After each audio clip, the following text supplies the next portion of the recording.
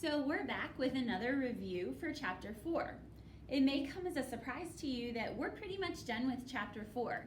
It's not a very long chapter, and we did skip a couple of lessons just because we're getting late in the year and we want to focus on the really important stuff. So what we're going to do today is we're going to review all of the skills that you learned in this chapter, and then we're going to go ahead and practice a little bit more to get you ready for your test tomorrow. So the reason that we're doing this kind of a review is because you'll notice that tomorrow when you go to take your actual test, it looks a lot like this. So this kind of will help you know exactly what's expected of you and what you're going to be doing. So let's begin. Make sure if you don't have paper and pencil, go ahead and pause the video, go grab that, and then come back. All right, number 1 says 3 groups of 2, and then they drew a picture for you. 3 groups with 2 circles in each. What is 3 groups of 2? Is it A, 6, B, 8, C, 10, or D, 12? If you need to pause the video to figure it out, go ahead and pause and then hit play when you're ready. Okay, 3 groups of 2 is A. It's 6. You could have counted 1, 2, 3, 4, 5, 6. Or you could have thought in your head, 3 times 2 equals 6. All right, let's look at number 2. 2 rows of 8. You can see they drew that picture for you. There's 2 rows of 8. What's 2 rows of 8? Is it F10, G12, H14, or I16? Go ahead and pause the video, figure out your answer, and hit play when you're ready. All right, 2 rows of 8 is I16. You could have thought of it as 2 times 8 equals 16, or you could have counted squares. All right, let's try number 3. 5 groups of 3. So there's 5 groups. Each group has 3 circles in it. How many is that? Is it A, 9, B, 12, C, 15, or D, 18? Go ahead and pause the video, hit play when you're ready. All right, 5 groups of 3 is C, 15. You could have thought to yourself, 5 times 3 equals 15, or maybe you counted by 5s, or maybe you counted by 3s, or counted individually. No matter how you did it, as long as you got 15, you're good. Okay, now let's look at number 4. It's talking about that commutative property of multiplication. And if you remember, the commutative property says that it doesn't matter what order your factors are in, your product, the answer, will remain the same. So it doesn't matter if you have 2 times 3 or 3 times 2. Your answer will still be 6. Do you remember that? Let's look. Which of the following number sentences is the commutative property of multiplication for 4 times 7 equals 28?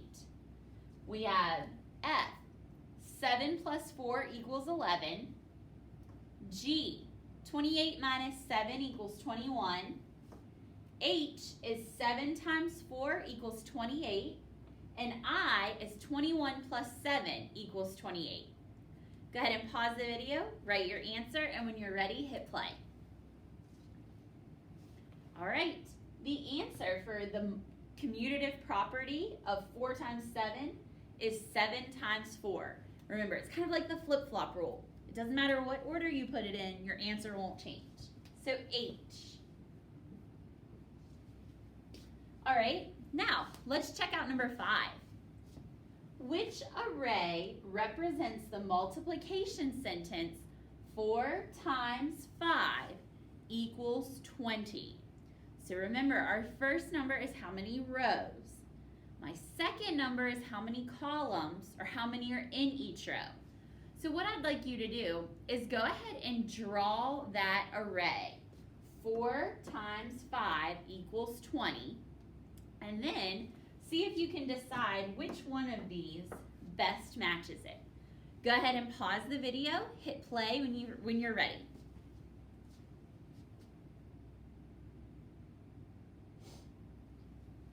Okay, hopefully you had enough time, and also hopefully you figured out that our array is D. It has 1, 2, 3, 4 rows. 1, 2, 3, 4, 5 in each row. So the correct answer was D. And hopefully you were able to draw that array with no problem. All right. We're going to switch over to the next page.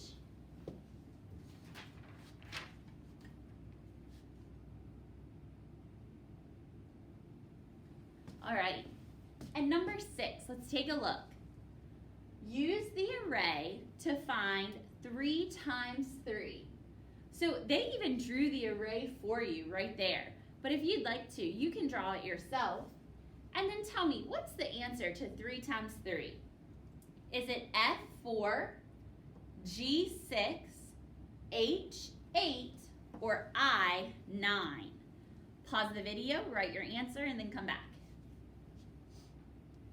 All right, hopefully that was pretty easy because they kind of drew it for you. So 3 times 3, if we count them, 1, 2, 3, 4, 5, 6, 7, 8, 9. So our answer was I, 9. All right, let's read number 7. It's a word problem. Sometimes that scares kids, but don't be worried. Rob has 5 groups of counters with 2 counters in each group.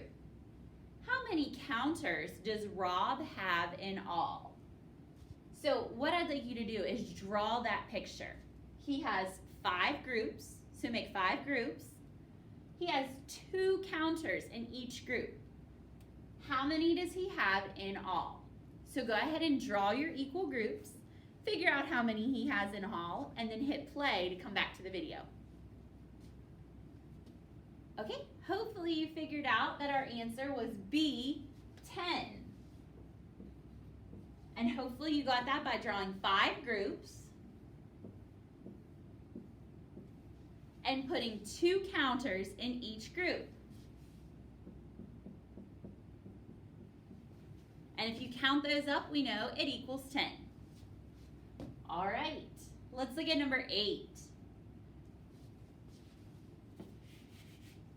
There we go, I don't want you to get confused. Match the multiplication sentence to the group of counters. Ooh, okay, so let's look at the counters. How many groups do I have? 1, 2, 3. How many are in each group? 1, 2, 3, 4. So what would my multiplication sentence be? 3 times 5 equals 15. 3 times 4 equals 12. 2 times 6 equals 12.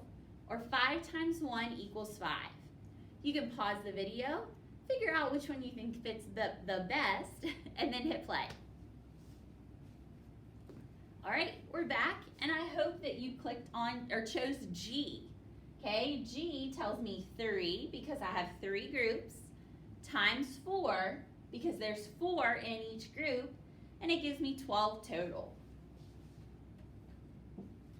So G was my answer. All right, now number 9. We're almost done with this review. Hopefully you're feeling confident, but if you're struggling a little bit, you can always reach out to your teacher for extra help. All right, the array below shows 6 rows of 5 squares. How many squares are there in all? Ooh, so how could you approach this? Well, you could think 6 times 5. You could flip-flop it and think 5 times 6. Or you could draw this array on your paper and count each square. Go ahead and pause the video, solve it the way that works the best for you, and then hit play when you're ready. All right, hopefully you were able to figure this out. I'm gonna count by 5s because I think that's the easiest way. So 5, 10, 15, 20, 25, 30. So there were 30 squares in that array. And that also tells me that 6 times 5 equals 30. All right, again, I hope that you felt like you did a really good job with this and you're like, Mrs. Stephen, I'm ready to rock this test tomorrow. But if you're feeling a little unsure, you're thinking, oh man, I don't know, you can always message your teacher and ask for a little extra help.